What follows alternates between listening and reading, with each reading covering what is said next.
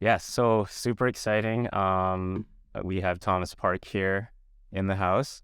Um, and I'm really excited because we tried to set this up back in December and we had the big snowstorm. Mother Nature just wasn't cooperating. So we are catching you when you happen to be in town. So this is perfect. Anyways, quick introduction. Thomas Park, founder, CEO, Janitor. president. When you're working with a startup, you wear many hats. So definitely. Bet. Yeah. Of REITIUM. For all you listening, REITIUM, biggest thing to disrupt the real estate industry right now, and I'm not even exaggerating. Definitely mean that. So, anyways, we have lots to talk about because that's a huge topic on its own. Definitely wanted to sort of take back to like your early days. I mean, we've known each other for a few years now.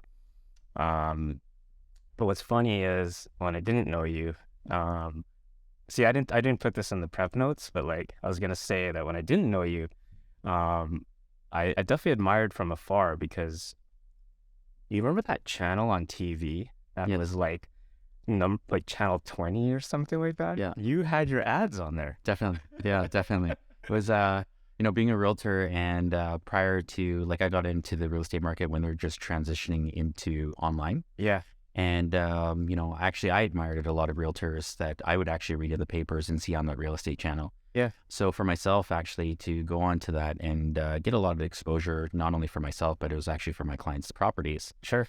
So there was a lot of realtors that I got to network after when I became a realtor that I saw on those channels as well. So it was interesting is that the transitions of working with other people, especially in our industry, and then the people that you admire, and then you become, colleagues. Yeah.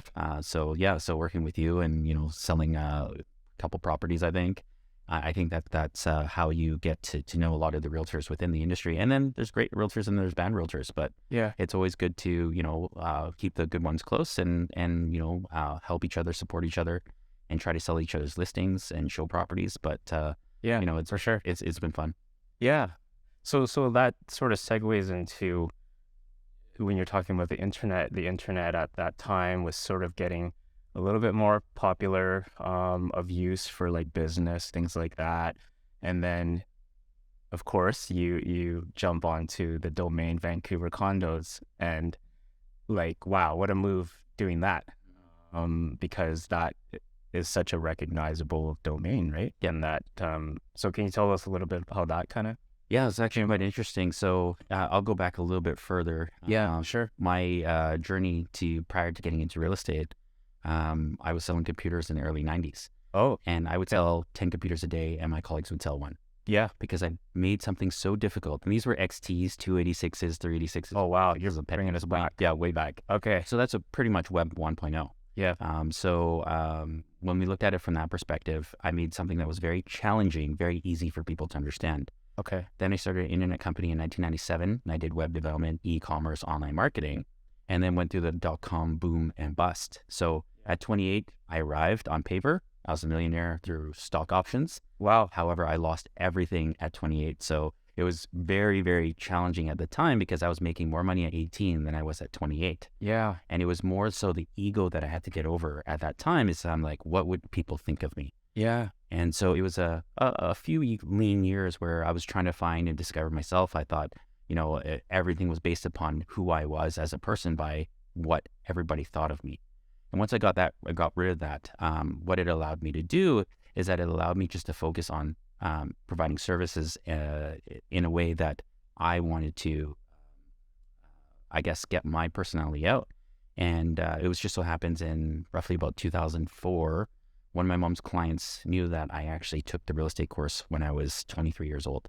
But I was selling computers at the time, doing very, very well. Yes. And I just couldn't see myself because at 23, I looked like I was 16. Yeah. Right? Yeah. And so, same boat. and I seriously thought that nobody would take me seriously, but she knew that I went through these hard times by actually going through the dot-com boom and bust. And then September 11th happened after that.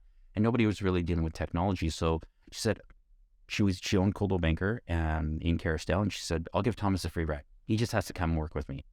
So my first year I was Rookie of the Year. Second year I was second within Coldwell Banker there.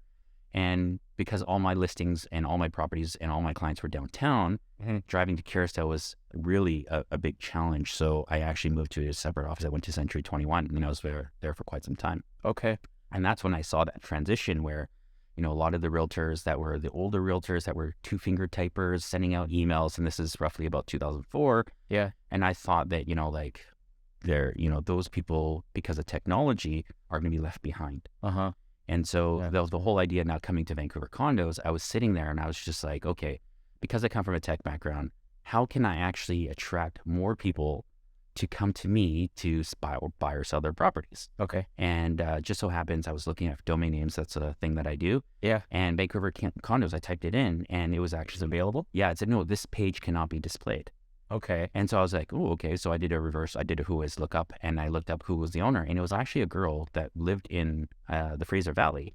And she owned the domain name. So I contacted her. Yeah. So we negotiated it. I bought the domain name from her, and I built Vancouver condos, and I built a website for every single building that there is in Vancouver with floor plans, all the, details about that building, who the builder was, who the property management company was, all the contact information, all the MLS listings in those buildings. Yes. And it generated me a very big lead list, and I built a team around that. Yeah. And so I have a small boutique. I still have it, but I still have this small boutique real estate office in downtown Vancouver. Yes. And that's how Vancouver condos came about, and that's how I got in the industry very, very quick. Yeah. Is because I generated a lot of listing leads coming from that platform as well as buyer leads. Yeah.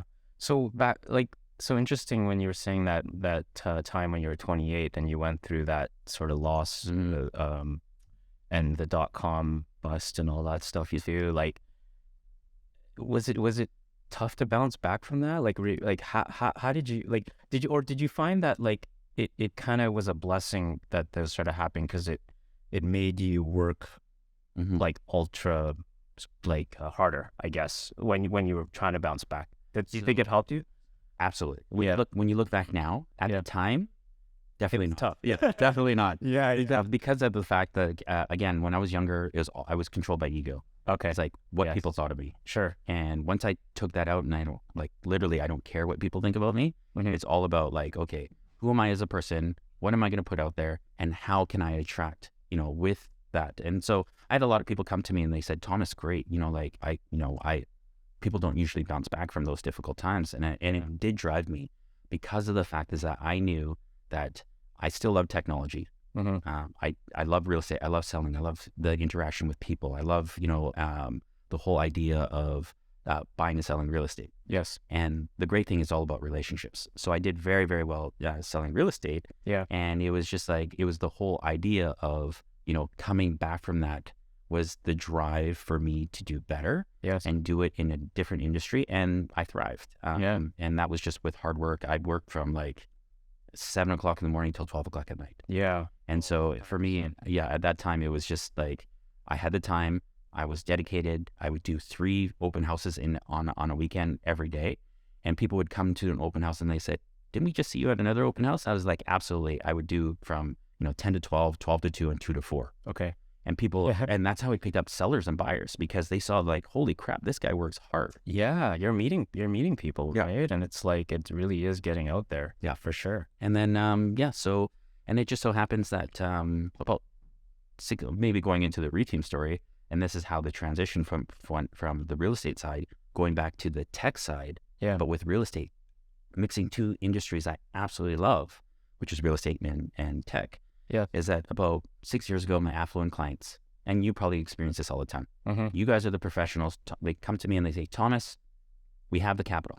We don't care where the properties are. You identify them. Yes. So I found them 2 properties. Well, I found one, and then they bought another.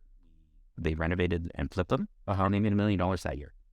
Wow. Fixing and flipping 2 properties in condos in downtown Vancouver, which is a hard thing to do. That is tough. Yeah. Yeah. But at the end of the day, so I have family dinner with my mom and 3 older sisters every week. Yes. And we always talk about real estate. Every family, everybody. It's always at dinner. Yeah. Real estate's too expensive in Vancouver. I don't have enough down payment. I'll never be able to get in. Yeah. And so my mom leans over and just basically says, Thomas, she goes, son, I've saved $30,000.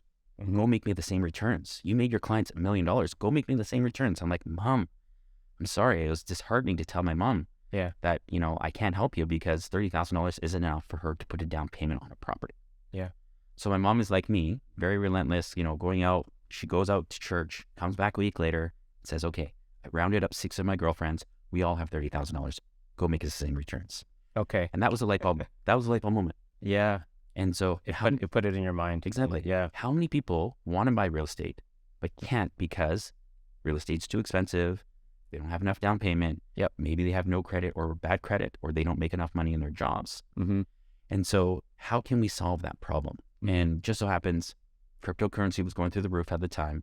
Yeah. And I'm not a believer in crypto in the sense that it's not backed by anything. You have problems with all these like exchanges and all these people are disappearing with the money. Yeah. It's because it's not backed by anything. So I never believed in it. However, what really, I dove deep and learned about the technology, which was blockchain. And that was what really intrigued me. So if you and I bought real estate together, we'd have to know each other and trust each other. Sure. But how do you get 500 people into the same asset and have that same level of trust? Yeah. Now you can do that traditionally with a database, but that's controlled by a central body. Okay. Yeah. But blockchain is decentralized, so it allows everybody to know that if Eric put $1,000 into a property, that he knows that he owns that, and then it gives him rights to ownership, dividends, and appreciation. Okay. I see. Yeah. So that's how we came up with the idea of REITIUM, is because essentially my mom, Yeah. right, indirectly, and we those 6 ladies that were going to invest into that property actually invested into our company. Yeah. And so we raised $500,000 through friends and family, and we started building and we started learning. Wow. Yeah. So that I mean, the next question I had was, how did you get to this point? Right. Yeah. So that sounds like a really cool origin of the story, right? Like, through your mom. Wow. How special is that? Yeah. Well, no, it's and you know, I always look at it from the journey of the founder story, and I look at it from you know, there's so many challenges. Like, in order to be an entrepreneur, my co-founder Laura, she says you have to be crazy, because realistic, you're right. There's so many different aspects of the industry. Like selling real estate, no problems, because you know, I've been in the market for quite some time. You know, you learn all the nuances that go along with negotiating contracts, you know, getting listings, you know, working with buyers. Yeah. But raising capital for a startup is a whole other ballgame in itself. So it's another skill set I had to learn. So what I like about that is that when you get into real estate, you'll get to a point where you're a plateau. Yeah. You'll get to that point where it's like, there's nothing else that I can learn. Yeah. And so for me, that actually made me kind of depressed in that way, because I like to actively keep on learning. Yeah. And then to be able to integrate blockchain and then build out a platform and build a compliance engine, for us was really exciting, and for myself. And then to learn how to raise capital, you know, at the beginning, you know, it was friends and family is a lot easier. Yeah. But once you start raising capital from VCs, it became a whole other skill set that I had to learn. Yeah. And that was exciting because I got to learn a lot of the insights about how to do that. And again, there's trial and error. I did well sometimes, I did poorly sometimes, but it was that journey that I found very exciting. And that's what I feel as though the transition from tech to real estate, then to raising capital, and then building out a company has been a very good transition and very exciting. Yeah. So like your history of what you've done over this, you know, staggering career, like when you told me about REITIUM, like I was not surprised at all that you started something like that, just because of like, you know, a lot of the forward thinking, sort of visionary stuff you've done before, and your tech background, obviously. So it's perfect, because you were saying, it sounded like you were looking for this next passion, I guess, when you started it, right? You started it 5 years ago? 5 years ago. And we had 2 years of compliance. We just got our approvals for the regulatory bodies in Canada. Okay. And it took us 2 years. And then everybody had to experience COVID. So that was a bum year as well. Okay. So realistically, if I had looked back and said that my journey would have been 5 years to get me to the point to actually us launching, my question is to myself is that would I actually do it again? Okay. Right? Yeah. Because there's so many other ways that you can look at, because we're solving a problem, which is my passion, is to democratize real estate investing and make it accessible to everybody. Yes. But the challenges that we've had to go with security regulations was huge. And was it worth the time? Mm-hmm. But now sitting here being able to launch, I can say, yeah, like that. Yeah, this is definitely worth the time. Yeah. And if it was that easy, you know, everybody would be doing it. And I think that the market is huge. Yeah. Well, especially at this type of platform, you're probably in hindsight thinking like that was definitely worth the time, because a lot of people's when they sort of invest or engage with something like this, they are wondering about how secure and also regulation or whatever. So it sounds like that's all like was priority for you, like to get if you were going to do this, right? Back then. Yeah. Definitely. So what we were seeing back then was people were raising capital through ICOs, initial coin offerings. Okay. And this was in 2018. Like I said, it was a bull market for crypto. Yeah. And it was funny because they actually classified blockchain at the same level as crypto. And we were never using crypto. We were using blockchain. Yeah. And our name used to be REITIUM Blockchain Technologies, but Central One Bank wanted to shut us down because we were going to conferences. We're paying $5,000-$10,000 for a booth. Okay. They're like, you're buying crypto. We're like, oh, we're not buying crypto. We're buying a booth. We have to prove it to them. Right. So in order for us to take and be able to send out wires, is that we had to remove blockchain from our name. So our name is REITIUM Technologies. Mm-hmm. It used to be REITIUM Blockchain Technologies. Okay. But because of just because the market was so at its infancy stage, that people didn't really understand what the differences are. Now it's actually becoming more, available that everybody does understand the differences. Yeah. But back then it was a hard. They automatically mixed the two together and thought it was one of the same, I guess. Yeah. Okay. Wow. Okay. So I want to hear about how this kind of got up and ground running, but maybe you can tell us 2 short sentences or 3. Sure. Like, what is REITIUM? Why am I going to go to that website? Why am I excited about it as much as I am? Yeah. So my elevator pitch. What do you say? Yeah. Yeah. Okay. Yeah. Please. REITIUM is a real estate marketplace utilizing blockchain to allow anybody to invest into income-producing properties and share the rental income and appreciation through fractional ownership. Okay. We also built that compliance engine to ensure that every investment is compliant with all security regulations in Canada and soon to be the United States. Yeah. And then we built a secondary market. So what that means is that people can get liquidity. So the biggest thing right now with real estate, it's the largest asset class in the world. But if you add oil, gold, the current crypto market, current stock market, it still doesn't equate to a $280 trillion market. Mm-hmm. But what those other asset classes have is that they have liquidity. Got it. And you can go through the stock markets, you can actually sell whatever it may be. Mm-hmm. Real estate doesn't have that liquidity. Yeah. And that's one of the biggest problems. So what we did is that we built that secondary exchange so that if somebody wanted to get liquidity on the asset that they purchased into, we can provide that through our platform through technology. Okay. However, we had to follow the security regulations in Canada and the United States. So there's a lockup period. So you'd have to hold it for a year. Okay. And then we can... Which is pretty standard. Yeah. Right? Yeah. Yeah. And, real estate is a long-term play. Yeah. You don't expect... You're not going to be doing anything in a few months anyways. It's not even... Well, yeah. So... Yeah. And if you look at those other asset classes, is that there's so much volatility.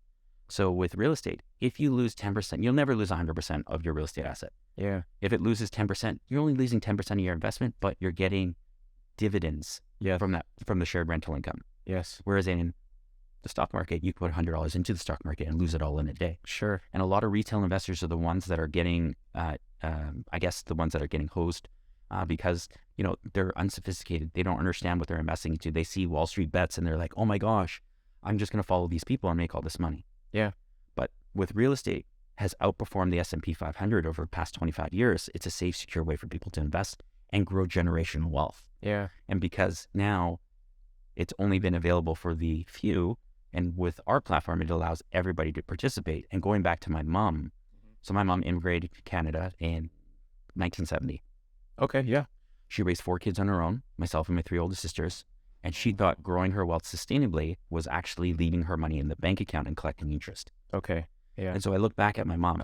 If my mom had a platform like REITIUM, and she was, instead of saving her money and leaving it in the bank and getting virtually no interest, getting eaten by inflation, she could put it into real estate assets and grow her wealth sustainably, reinvested her dividends into another property and got compounding interest. Yeah. And then being able to grow her wealth so that she can actually get into her real estate journey sooner. Yeah. I see those types of people, and I see that in seniors. I see that in the middle class. I see that in other countries. I see that for millennials. I see Gen Z. Mm-hmm. and how they're going to actually, what that behavior is going to look like. Real estate right now traditionally is a realtor one-to-one. I'm going to show you a property or I'm going to sell you a property. Sure. But you're right, because how technology is changing and shifting, because we can fractionalize it, we can open up trillions of dollars that's never been able to enter the market. So we can shift markets as well. Yeah, because like I think the one thing that stood out to me, I mean, so many things stood out to me, but one of them was that if you think about a traditional REIT, for example, where do you go to invest into that? Usually it's like you got to know a certain advisor, you got to know a certain brokerage. I don't know. Right? Like it's not like it's like readily available. And then once it is available, oftentimes it has like a high minimum of entry. Correct. Right? Yeah. So it's like your platform is like solving both of those quite easily. Correct. When I did my transaction, man, it was quick. Yes. Less than 5 minutes. Yeah. And then I got to see my purchase. Right. And wow, like over time, you're gonna see a list of all these places that you're like, oh wow, I own a piece of this. I own a piece of this. Correct. Yeah. So what a cool experience. Thank you. Yeah. And feedback is very important to us, especially at this phase for us. And so the whole name of REITIUM, and I'll give you a little bit of back history. Oh yeah. Yeah. It's an acronym. It is. Yeah. So REIT, traditionally, a lot of people don't know even what a REIT is, but REIT actually stands for Real Estate Investment Trust. Yes. And so I was at a conference and I was like trying to figure out a name for the company. And like I said, when I figured Vancouver condos, yes, I was trying to figure out names.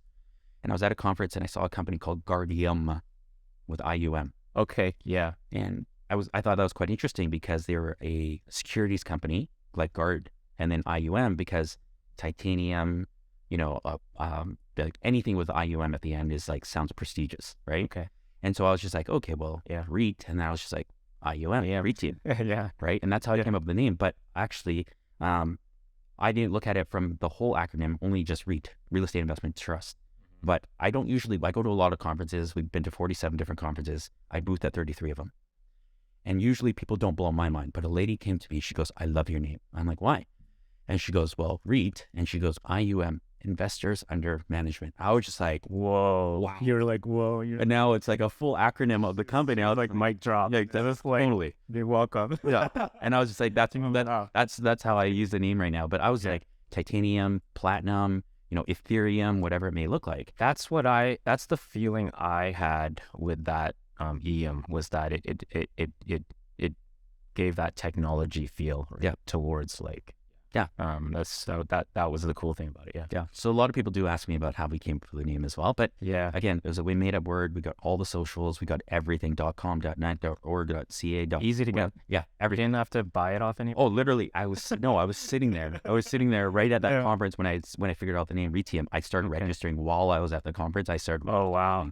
So we got all the socials as well. So that was great. Yeah. Yeah, no, that's interesting. So I think the other thing I was wondering about too is you're the CEO, but you do have co-founders. So can you tell us a little bit about how, like, you had the idea and then did you all meet after and then start the company, or how did it work? Very good question. So again, myself being in the tech industry, I travel a lot. And it's quite interesting because I had met Laura. So my two co-founders is Laura Forte and Michael Mull. Yes. And we were actually working on a passion project that I was funding, and it was a travel app. Okay. So Laura and I, Laura moved, she just moved back from, I think, the UK, and she moved back to Canada. Okay. She's from here? Yeah, she's originally from Toronto. Okay. And she moved to Vancouver. She met a couple of my friends. I was having a rooftop party at my place in downtown Vancouver. Yeah.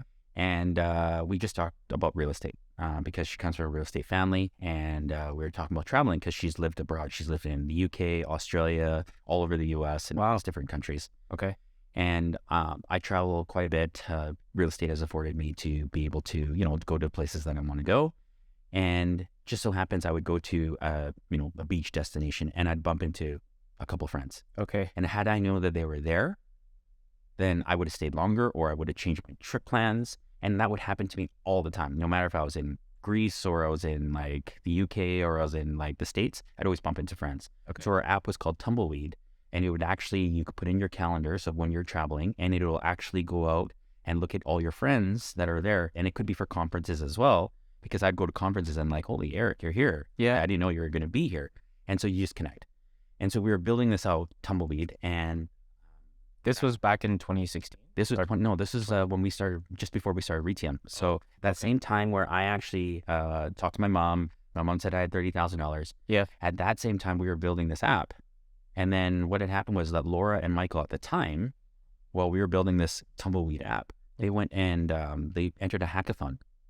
What's a hackathon? Oh, it's a hackathon is actually, they go out, they say, start a business, and everybody rates that business, and then people build businesses out of these hackathons. Okay. And so Michael and Laura entered a hackathon, and their idea was to put title registry on the blockchain. Okay. Right? Oh. And so they won that hackathon, and they came to me because I'm in real estate. They're like, we want to do this. We want to put title on the blockchain. Yeah. So I looked at them and I said, it's a great idea, but it's going to take, because again, blockchain and crypto at that time was like the same thing. And everybody's like, no, we don't want to do crypto titles.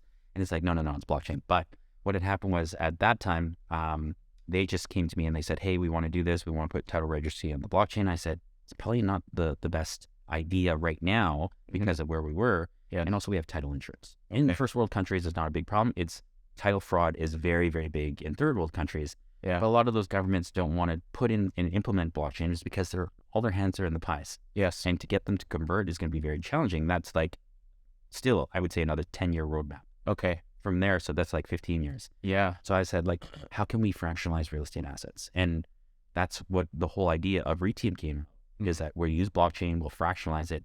But the biggest challenge that we learned right away from one of our advisors is basically said, you're selling a security. You're selling shares within a corporation owns the asset. You have to follow the security regulations. Okay. And that's why we built out our compliance engine. Got it. Yeah. Oh, wow. Okay. It's because it's a share structure. Correct. That's why they needed you to do that. Correct. Okay. Yep. Oh, wow. Okay. And then so the three of you started, and now you sort of grown the team. Yes. How many staff do you have? Like, what's your setup right now? So right now we have 9 staff. We've already built out all the technology. We had contractors that were working for us in Canada as well and overseas.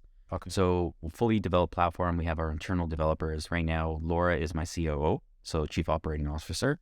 Michael is our Chief Technical Officer, and then he manages the tech team. And then we have business development. In one of our business developers is in the U.S. Yes. And then we have another one here in Vancouver. Okay. Yeah. Okay. Right on. So so back to when you started. This was 5 years ago. Correct. When the whole idea came to light, basically.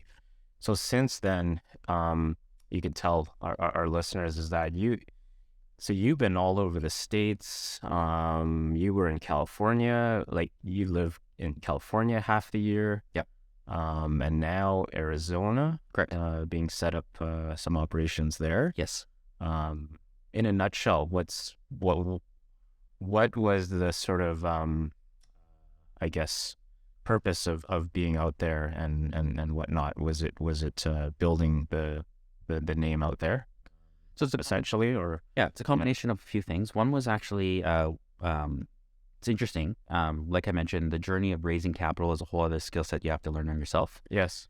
And in 2020, we raised zero capital. So I'm telling you, like, you have to be crazy to be actually building a startup. And I commend all people that are building startups. Yes. Is because there's so many highs and lows. Yeah.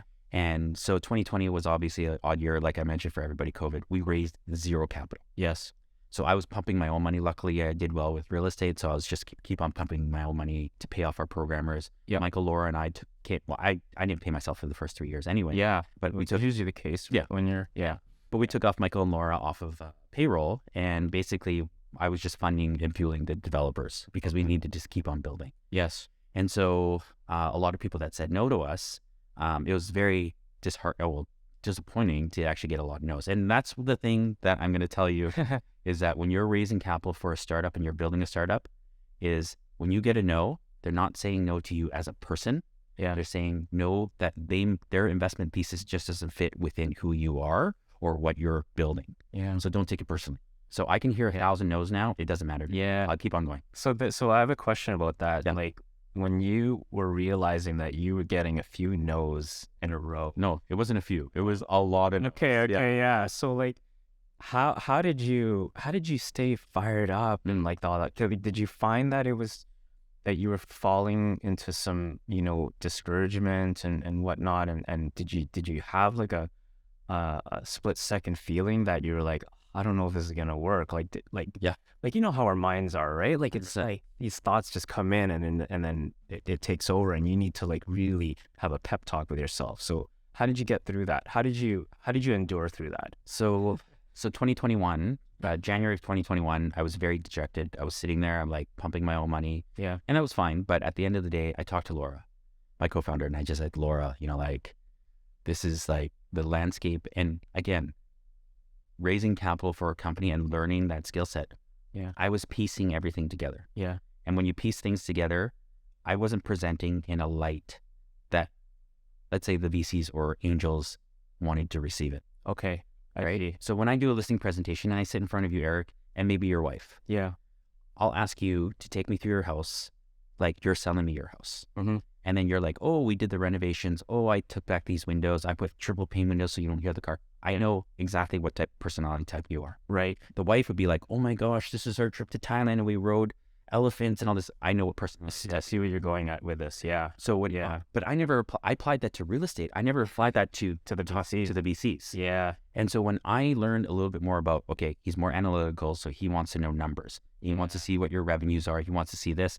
Then I started changing my pitches directly to focus to him Yeah. or her.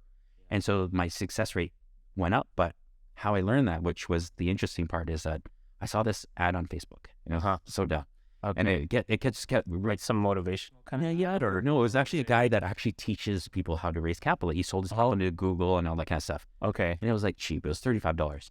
Yeah. The guy was wearing glasses, and I thought he was really cheesy. So I just kept on seeing him. I clicked on it. I'm like, whatever. Uh-huh. And so retargeting, it kept on coming up.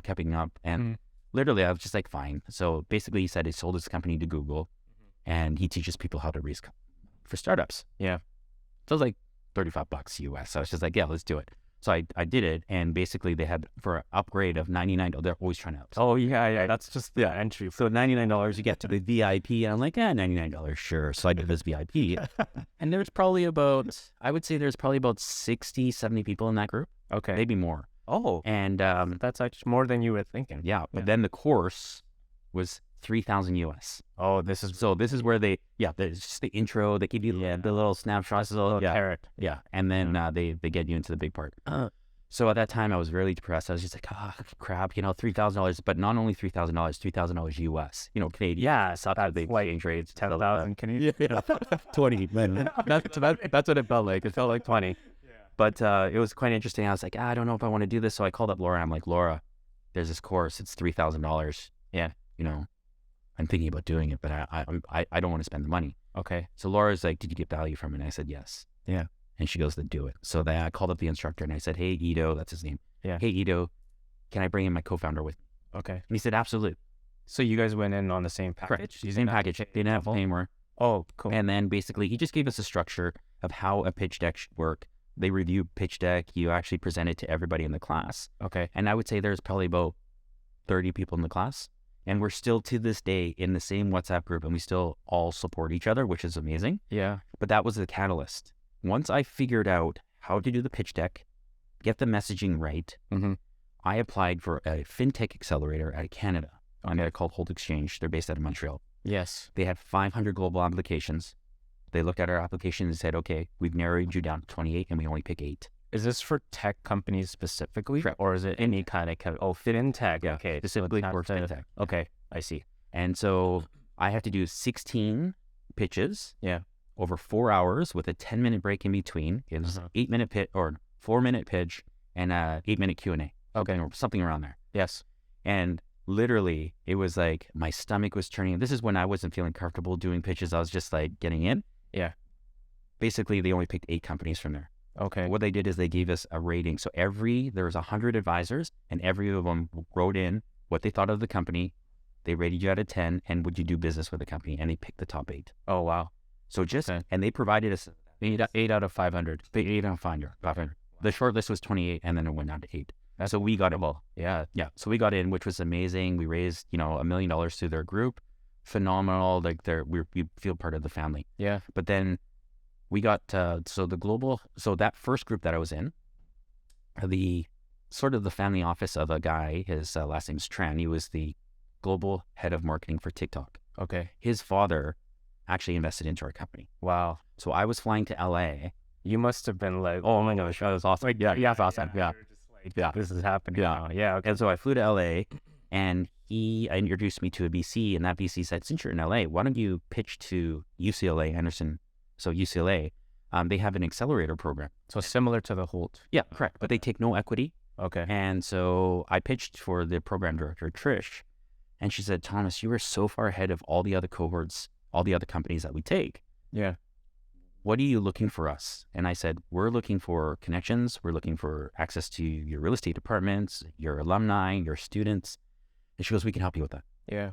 So basically, they accepted us into their program. We started that in 2022, January, but we moved down to Los Angeles in February. So we're there till early June. Yeah. Did you always find that being down in California was pretty vital to like the growth sort of trajectory of the company? Just because like California is very Silicon Valley, like it's just a lot of the tech stuff is happening down there. So like was that always part of your goal, I guess? Well, we to get down there? Yeah, so we see the US as actually like the market's 100 times bigger than it is in Canada. Yeah. So we know that if we want to, and we will be a $1 billion valuation. Yeah. Our company, we need to actually take it into the United States. Yes. So Canada's great, backyard. We're still, obviously this is our market, Of course. but we need to expand into the United States because the market's that The size is just correct. but astronomically bigger. In Vancouver, I've been here almost all my life. Yeah. Have a great network. And then go to LA, you're a pea in a huge ocean. Yeah. And people don't know who you are, all that kind of stuff. So Yeah. be in that ecosystem where you have UCLA on your badge. Everybody, like anybody that you wanted to meet that went to UCLA, they would actually introduce you to. Mm-hmm. So it was amazing for us because we met a lot of people. So 5 of our biggest advisors are actually based out of the LA area. Yes. And UCLA actually helped us to get and acquire those because, again, it was that badge on the shoulder. Oh, you went to UCLA? I talk at UCLA. They're like, why don't I meet you on campus? Let's go for lunch. Yeah. And that's how we got some of our advisors. And that was amazing for us. And right now, we then came back to Vancouver, and then Arizona State University saw that we're a high growth company and they want to attract us to come to Arizona. Yeah. They said, we'll offer you a program in Arizona where you can do the same thing. We'll introduce you to the ecosystem there. And that's why I'm in Arizona right now. Yeah. Yeah. So that's been amazing as well. Yeah. And like your list of advisors, wow, amazing. Yeah. Like that level of sort of support and involvement. I mean, can I mention David Meltzer? Like wow. Like, okay, can you tell us a little bit more about David Meltzer and who he is? Because like, I can say he's advisor to Gary Vaynerchuk. Yeah, Gary V. Yeah. Yeah. So like, how did that happen? How's that connection? Like, so earlier I mentioned that we've been to a lot of conferences, and Collision Conference is the largest tech conference in North America, and it was in June of last year, 2022. Yeah. And we did a different approach. We actually set up a podcast booth at our booth that other people can use our booth to do interviews. Yeah. And Forbes actually used our booth for interviews, and they were interviewing a bunch of people. So, okay, my head of business development, DK, calls me and he's like, Thomas, get to the booth right now. David Meltzer's here. And I was like, who's David Meltzer? Oh, yeah. Right? Shout out to DK. Yeah. Yeah. I'm like, who's David Meltzer? And so I ran back anyway because he's American, DK's American, so he knows all the influencers in the United States. Yeah. So he gets excited. He's everywhere. Yeah. Eh? And that's why for me, it was just like, if he says that I need to get back to the booth, I get back to the booth. So I started running back to the booth. Yes. And one of their guys was just basically sitting there while David Meltzer was getting interviewed by Forbes. He said, Thomas, David Meltzer was just on a panel at Collision yesterday, and he was talking about the future of real estate. And he actually was describing your platform. Yeah, and he's like, do you want to meet him? Like, you had no idea. There was not, like, you didn't even ask him to do anything. He just recognized it. Correct. And he wanted to mention it. Yeah. Wow. Okay. So then after his interview, I got an introduction to him. And so David Meltzer, if nobody knows, because I didn't know, and I told him I was embarrassed when I told him, because I did tell him I didn't know who you were. Okay. And I told him that exact story, that I ran over to the booth and I was saying, but David Meltzer is actually, the movie Jerry Maguire was inspired by his story. So he's the real life sports agent. Oh, neat. Yeah. His business partner, he still has a sports agency. His sports agent agency is still there. His business partner is Warren Moon. So a little bit of the older people. He's ex CFL, NFL football player. Okay. And so he just said, basically, Thomas, like, I'm super excited in what you're doing. I think I can help. So he was a sports agent before. Correct. Oh, Yeah. Okay. So Jerry Maguire is him. Yeah. Okay. Yeah. Oh, got it. Okay. Yeah. So that was the thing, and Yeah. it was quite interesting. And so he became an advisor to us. Yeah. And his networks are just so vast. Like his networks are huge. What a wealth of connection, knowledge. Yeah. And to have somebody like that helping us, because we have a lot of blind spots. I can't say I know everything. Yeah. And just to have that type of support to lean on, people and the other advisors that we have are just as great. But it's just nice to have that, outside person looking in that can see in a different lens, that can provide you advice from their experiences. Yes. Right. And to have that support and again, it baffles me to see the types of people that we have. Yeah. Like we have the senior, he used to be the senior vice president of Blackstone as an investor advisor. Yeah. I was going to say that too. Like it's just an all-star lineup, right? Yeah. Thomas Tiedman. And we have, James Huang, who actually went to UCLA. He's based out of Irvine. And he's the president of eXp Realty Commercial, the fastest growing real estate brokerage in the world with 87,000 agents. Yeah. We just brought on a family office out of San Diego. His name is Kent Clothier. Okay. He does about 1,200 to 1,400 properties per year. He does 400 wholesaling deals. He has 4 Reg D funds in the United States. He has a real estate course that he sold 103,000 of his courses. Yeah. And then he has a real estate mastermind. And so for him to have the support and his network to be able to use our platform to raise capital for their projects, is like, he could be one client on our platform and make us into that realm where, we're getting 10x, 20x on our company. Yeah. Yeah. Yeah. So okay, I just want to touch on the platform again, real quick. So you've officially launched. Correct. We had the launch party, but it was soft launch. Yeah. Soft launch. Okay. Yeah. Soft launch. Yes. But what is the latest that you'd want everyone to know in terms of like how can investors participate and going forward for sure right now? Yeah. Great question. So for us, actually, REITIUM Technologies is the technology layer that provides the platform to allow crowdfunding for real estate to happen, and to allow the bigger deals, like let's say people that want to use only accredited investors, only accredited investors. And then also the other option is using TFSAs and RSPs as potential investments into real estate assets. Oh, so that is that I didn't know. Yeah. Yeah. So that is another option. And that was the platform that we got approved from the Canadian regulators as well. So our goal is actually then to move into the United States after we get SEC and FINRA approval. Hopefully by mid 2023, we'll be able to launch in the United States. So if somebody is looking to invest into real estate, they can go to the platform. They can actually then be able to see an offering, register, connect their bank account, and make an investment. So when you say RSP, you're saying like you could make a contribution to an RSP, but it's going to be in the form of a purchase into REITIUM deal, I guess, a deal that's listed on REITIUM. Exactly, a deal that's listed on REITIUM that is eligible for that specific RSP or TFSA. And in the United States, we're going to have 401ks and IRAs as additions so that people can invest in real estate in the United States. Yeah, because I guess the easiest way to look at it is that REITIUM is sort of like a medium to provide for, I guess, an issuer or a developer to post up like a certain deal that they want to do, and then they're raising capital through your platform. Correct. That's the easiest way to just 100% understand it. And how I've explained it, we're the marketplace, and some people get this reference is that we're like Airbnb. Airbnb doesn't have own any of the properties on the platform. Yeah, they just REITIUM. Yeah, you're providing the technology and you're providing the access and sort of bridging the two sides with technology. Yeah. So cool.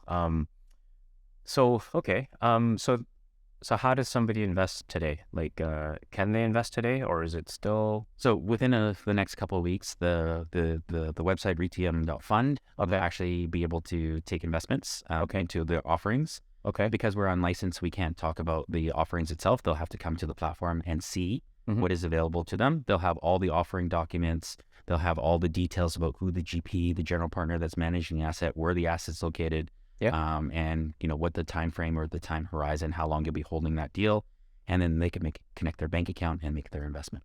Okay. And how do you envision the future? What's your goal in terms of like how many options or deals are going to show up on the site throughout the year? Like, is that something that you forecast or sort of have goal setting for, or is it just take us through that? So obviously, being a startup, it's all about the two-sided marketplace that you're always dealing with is that you're dealing with assets, yes, and you're dealing with individual people to invest into those assets. Okay. If we listed 5 deals right at the beginning, we might not have enough investors to come into the platform to fulfill all 5 deals because it's still building. Correct. Like you're building right now. Essentially. So exactly. So right now we want to curate the types of properties that come onto the platform so they'll see the asset. They'll look at it from their perspective and say, you know what, I would like to invest into this deal, or I wouldn't. It's up to them. Right. But at the end of the day, when they looked at how many properties that they want to be listed, their goal is to be about 10 to 14 properties in a calendar in this 2023. Okay. So one question I had just in conversation out there was what if you had say a developer that's going to build let's say a low-rise building.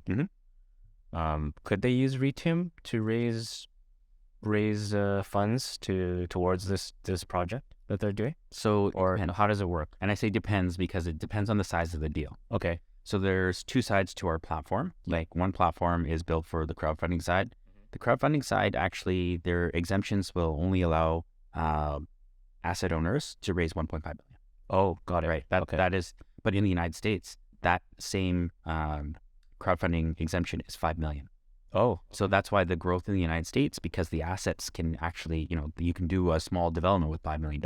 Whereas in Canada, 1.5 might be a little bit too low. Sure.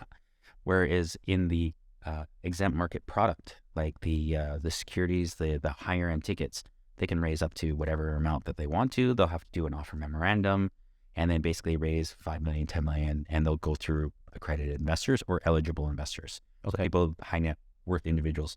So the 2 platforms work specifically for depending on the market and depending on the assets. Okay. So if you're looking to raise a little bit of capital, the crowdfunding side through retail investors might be the way. But if you're looking at getting the bigger deals and then also being eligible for TFSAs and RSPs, we'll go on the other side, which is the EMD product. Okay. So we'll do the same thing in the United States. Got it. Yeah. So last question I had, just because this comes up all the time when I'm talking about it out there. The advantages of fractional ownership into these properties is that you'll benefit off of rental income, and then I guess appreciation over time. So, are there certain categories of properties that are most likely going to be showcased on REITIUM that sort of provide those benefits the best way? Like is it a multifamily building? Is it a warehouse? I don't know, right? Yeah. So great question. So with security regulations, there's a risk acknowledgement. So basically, as per the regulators, we have to say this is a risky investment. You could lose all or some of your investment, whatever it is. There are no guarantees. Sure. You have to sign off on that. That's part of the partial that everybody knows that any investment is risky. We try to, what we do with any deals that go onto any of the platforms, whether it be in Canada or the United States, an investment committee will go through the asset, try to vet, as much as they can to eliminate bad actors. So people that are like, if I've never built a property before and I want to buy my next door neighbors and raise capital on the platform and then do land assembly and then build townhouses, and I've never done it before, it's not going to happen. Yes. And then the platform itself or the issuers that go through the investment committee, and it's a third-party investment committee that they go through. If they say, okay, Eric, he's been doing this for 15 years, he's got 4 successes under his belt and all that kind of stuff, you're a better chance to be that type of issuer or asset that comes onto the platform because we want to mitigate risk. Okay, I see. And then, so looking at it from that perspective, I think that for us, is that somebody coming onto the platform can invest into short-term rentals, senior housing, student housing, storage facilities or self-storage, multifamily properties, new construction, hotels, motels, mobile home parks, anything that generates a revenue, rental income, so that they can pay out dividends to the potential, and I said potential like dividends to the potential investors, and then also appreciated value. Okay. Then basically those are the types of assets. So somebody can get a truly diversified real estate portfolio, because if single family houses go down in rural areas, but they invested into self-storage, which is recession proof, Yes. and you've got a 10% discount or 10% drop in the market, but 20% in this area, you can get and hedge your bets within the platform in the sense that you can get that diversified portfolio, because recession-proof properties are senior housing, student housing, self-storage, multifamily properties, and also mobile home parks. Oh, okay. Yeah. Those are the, like, they get the least disruption, right? Like, Yeah. it's always like pretty consistent. Correct. Wow. Yeah.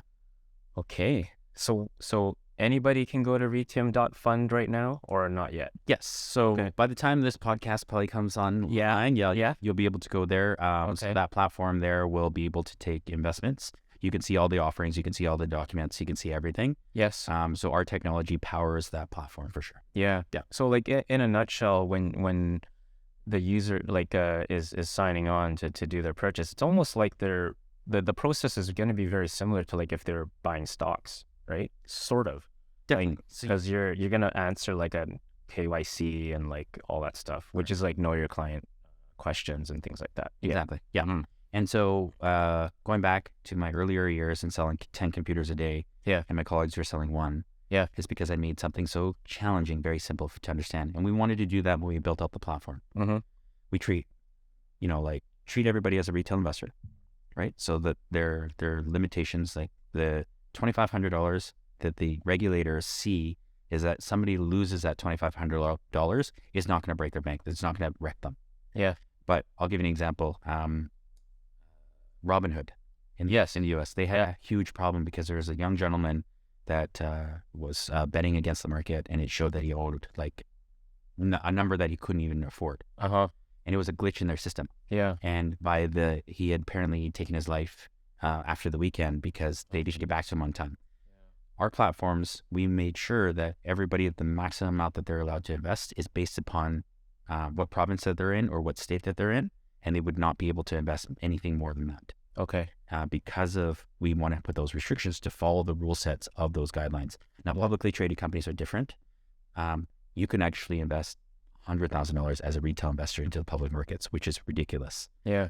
Because that could be their whole entire savings throughout their whole entire life. Yeah. But in private markets, the maximum amount that a retail can invest in a calendar year, depending on province, let's say it's Ontario, is $10,000. Okay. I see. So we have those limitations built into our compliance engine. Right. So that never happens. Yeah. Okay. And then the amounts are minimum $100. Correct. That you can do. And then as per crowdfunding, correct me if I'm wrong, as per crowdfunding laws, I guess. Correct. Is that right? Yeah. That you would be up to $2,500 only? Correct. Okay. But per offering, and then depending on province, I believe BC is $7,500 per year, and then Ontario is $10,000. So it depends on what province you're in. So those are built into our compliance engine. So once we see that, Eric, you wanted to, and you don't classify yourself as a accredited investor, you're just doing retail investing, you'll do 4 2,500 investments into 4 different offerings. Okay. So if you say $2,500 per offering, let's say this week I put in $100, but then in 2 weeks' time, that offering is still available. Yes. Could I put in another 1,000, or I had to have put in at that one time? No, you can actually put into that same offering. Correct. He can. Okay. Up into $2,500. Got it. Okay. That's good to know. Yeah. I'll look for your next investment. Yeah. Is Thomas seeing this one coming through? I'm like, I'm gonna put some more in there. So, man, taking up so much of your time. Thank you for doing this with us. I don't even know how you have enough time, like, in the day. When I message you, I'm always like, oh, he'll probably get back to me tomorrow because he's like somewhere on a jet, somewhere going wherever, right? But like, how do you, like, have you had any work-life balance, or like, can you even do that when you're starting a startup? Like, how do you stay motivated right now? Like, and how do you stay sharp? Do you have hobbies? Or like, what are you doing to like, or are you always on this? Like, which is what I would expect, Yeah. because this is your, your baby, and Yeah. your, your passion for this is like incredible. Yeah. But do you do some things on your own to really keep some sort of balance, I guess? So what real estate has done Yeah. has prepped me for being a startup founder, Okay. because you're working evenings, you're working weekends. 9 to 5 is not a normal thing. Yes. So being a startup founder, you're the same thing. You're always hustling. You're going out. The best founders, I think the best founders are actually realtors. Yeah. And the reason why is because they're hustlers. They're going out. They have big networks. Technical founders that go out there are introverted have a really hard time raising capital because they have problems, meeting people. Right. Whereas I can go to a conference, I'll just like go walk up to anybody and just start introducing. Yeah. So for me, like I said, real estate actually has really prepped me to be successful raising and building a company, because I'm always on. Mm-hmm.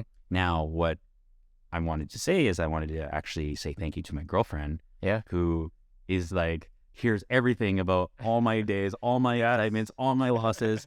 And so for her, I think she has a harder time, because I'm like so excited sometimes, and then sometimes like, oh, I had a crappy day, whatever. So she has my sounding board, which Sure. she sees that. So she's got to be very, very,